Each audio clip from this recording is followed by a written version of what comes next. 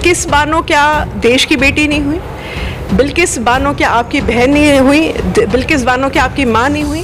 वो कोई अलग हैं, कोई एलियन है, वो इस देश की सदस्य नहीं है, नागरिक नहीं है। बार बार ये मुसलमानों को ये भाजपा या उसके एफिलिएट्स क्यों परेशान कर रहे हैं? क्यों ये लोग हैरिस कर? अपराध को इतना छोटा बना दिया, इतना गंदा और इतना उस लेवल पे अपराध। देखिए निर्भया का जो कांड हुआ था, पूरा भारत उतर आया था। जितने सोशल एक्टिविस्ट हैं, देश की बेटी हैं, देश के बेटे हैं, सब अपराध को जो है कंडेम करने के लिए सड़क पे उतर आए थे।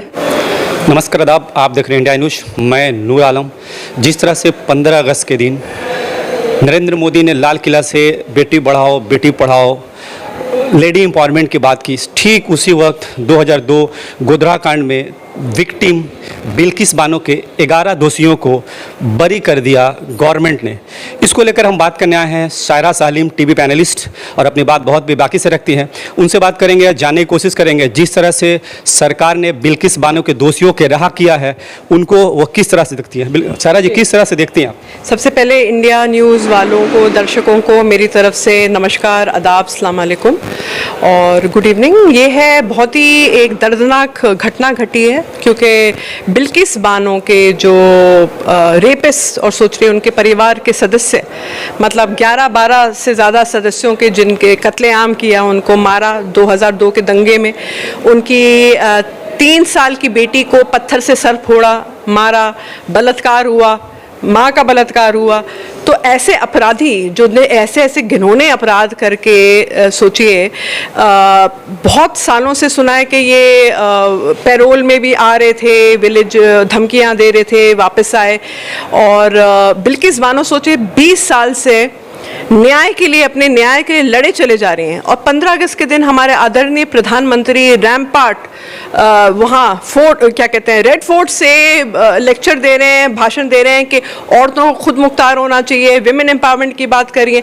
उसी दिन ये चुना गया कि ऐसे अपराधी जिनने ऐसे घिनौने अपराध किए हुए हैं, उनको राहत मिल रही, छोड़ा जा रहा है।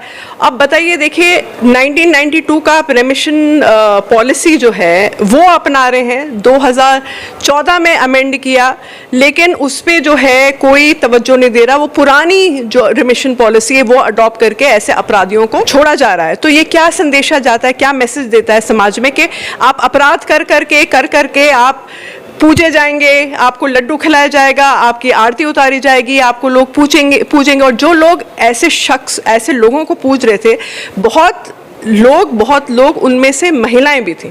ये ताज्जुब की बात है। ऐसा देखा गया है कि जो लोग बरी होकर के आए, एक तरह से बीजेपी ये कहना है कि वो ब्राह्मण है, संस्कारी हैं, दूसरी तरफ से कह रही है कि उन लोगों का नेक स्वभाव देख करके, अच्छे कैरेक्टर्स देख करके उन्हें बरी किया गया। बाद में पता चलता है जो माफ़ीनामा दिया गया था 11 लोगों के लिस्ट में 5 बीजेपी के लोग, 1 MLA भी हैं। तो इसको किस हिसाब से आप देखिए, ये जस्टिस भटनागर जी ने एक स्टेटमेंट बोला, merely just because there crime was grave it doesn't mean that they are not eligible for remission. Merely आपने इतना छोटा अपराध को इतना छोटा बना दिया, इतना गंदा और इतना उस लेवल पे अपराध। देखिए निर्भया का जब कांड हुआ था, पूरा भारत उतर आया था। जितनी सोशल एक्टिविस्ट हैं, देश की बेटी हैं, देश के बेटे हैं, सब अपराध को जो है कंडेम करने के लिए सड़क पे उतर आए थे। जो एक सरकार है भाजपा की, वो चाह रही है कि देश में सांप्रदायिकता का शासन रहे। वो सांप्रदायिक का शासन होगा तो वो इलेक्शन जीतती चली जाएगी। तो ये जो है ना, देश को गुमराह करने की बात है। ये जो है, यहाँ पे न्याय बताइए कैसे मिलेगा लोगों को? बिल्किस बानो क्या देश की बेटी नहीं हुई? बिल्किस बानो क्या आपकी बहन नहीं हुई? बिल्किस बानो क्या आपकी माँ नहीं हुई?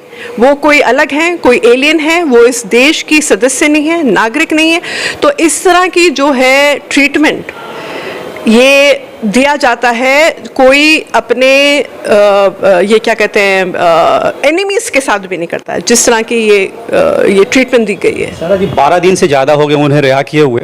राहुल गांधी देखें, असदुद्दीन अवैसी बोलिए, या आपका महुआ मित्रा ने इस बारे में बात उठाई थी, लेकिन हमारे बंगाल की सीएम ममता बनर्जी ने चुप्पी साधे रखा है, एक बार भी कोई बात नहीं बोली।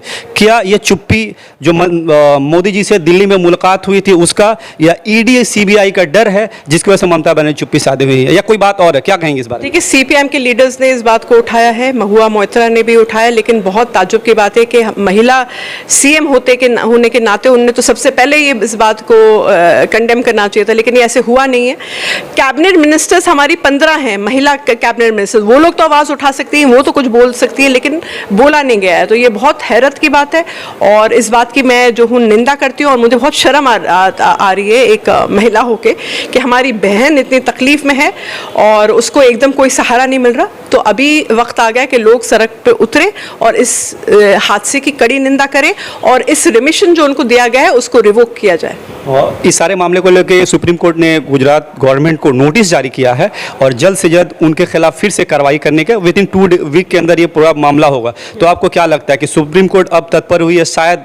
शायद बोला जाए, शायद इंसाफ मिलेगा बिल्कुल। देखिए, सब लोग तो बहुत सारी PILs गई हैं सुप्रीम कोर्ट में, तो अभी सिर्फ हम लोगों को एक उम्मीद है सुप्रीम कोर्ट से कि वो लोग ठीक निर्णय लेंगे, ठीक फैसला करेंगे। मैम, एक और बात देखा जा रहा है, जिस तरह से तेलंगाना में जो बीजेपी के एमएलए ने प्रॉफिट मोहम्मद के खिलाफ कंट्रोवर्शियल बयान दिया, इसके अलावा और देखिए मनोवर फारूकी हैं जो एक कॉमेडियन है, उनके जहां भी शो हो रहे हैं उन्हें विद्रोह किया जा रहा है, उनके शो होने नहीं दिया जा रहा। तो क्या ये सारी जगहों पे मुस्लिमों को और मुसलमानों के धार्मिक चीज़ों को टारगेट कर करके मुसलमानों को यहाँ पे अब क्या बोला जाए, दबाने की कोशिश की जा रही है, या हिंदू शक्तिकरण का ये प्लान चल रहा है? देखिए, दबाने की तो कोशिश करी जा रही है। यहाँ पे देखिए बॉयकॉट हो रहा है, आमिर खान की पिक्चर का बॉयकॉट हो रहा है, तो ये है इकोनॉमिकली बॉयकॉट करने का इन लोगों का प्रयत्न है माइनॉरिटीज़ का, ताकि ये अपनी सांप्रदायिकता का शासन कर सकें। और वो जो जैसे उनकी धारणा रही है कि इंडिया का सेकुलर स्टेट जो है कॉन्स्टिट्यूशन से वो सेकुलर शब्द ही चला जाए, उसको हिंदू राष्ट्र बनाने का एक प्रयत्न चल रहा है। लेकिन देश के जो सेकुलर माइंडेड लोग हैं ऐसे होने नहीं देंगे, क्योंकि हमारी जो मुल्क है हमेशा सेकुलर रही है और आगे भी सेकुलर रहेगी। और इसके लिए हम लोग जो हैं कुछ भी कर सकते हैं, क्योंकि हमारा जो यहाँ की जो पहचान है, हम लोगों का रूट्स है, सब हिंदुस्तान से जुड़ा हुआ है। हर यहाँ के जो मुसलमान कौम हो या कोई भी कौम है, सब पेट्रियाटिक है। बार बार ये मुसलमानों को ये भाजपा या उसके एफिलिएट्स क्यों परेशान कर रहे हैं, क्यों ये लोग हैरिस कर रहे हैं? आप हमारे व्यूवर्स को इन सारे मुद्दे, बहुत सारे लोग हैं जो हमारे चैनल के माध्यम से पूछना चाहते हैं कि जो मुस्लिम कम्युनिटी है आखिर किस तरह से अपनी राहें हमवार करे कि इस देश में आसानी के साथ अच्छे से रह सके, किस तरह से? सबसे पहले आप अपने बच्चों को पढ़ाइए, क्योंकि अभी जो देश के हालात हैं बद से बदतर हुए चले जा रहे हैं। और जुडिशरी में आए, जी, जुडिशरी में आए, IAS का इम्तिहान दें, फौज ज्वाइन करें, गवर्नमेंट सर्विसेज ज्वाइन करें, क्योंकि एजुकेशन के अलावा और कोई जो है वो है नहीं, ऑल्टरनेटिव है ही नहीं। तो आप लोग प्लीज़ अपने बच्चों को अच्छी तालीम दीजिए और ज़रूर आप लोग डरिए मत, क्योंकि हम लोग हैं, लड़ रहे हैं। आप लोग भी अपने कलम उठाएं और आप लोग लिखिए अपने अपने तरीके से। वायलेंस का रास्ता ना अपनाएं, जो हिंसा का रास्ता होता है, और भी रास्ते हैं जो हम लोग अपना सकते हैं और हम लोग ये तानाशाही जो हुकूमत है उसके खिलाफ हम लड़ सकते हैं। बहुत बहुत शुक्रिया। बहुत बहुत शुक्रिया। में आप सभी का स्वागत है। आज मैं आपको बताना चाहूँगी, कोलकाता मैरिज हॉल कम कीमत में अच्छी फैसिलिटीज़ प्रोवाइड करती है। एंगेजमेंट, शादी ब्याह व दीगर मामलों के लिए कोलकाता मैरिज हॉल बुक करें।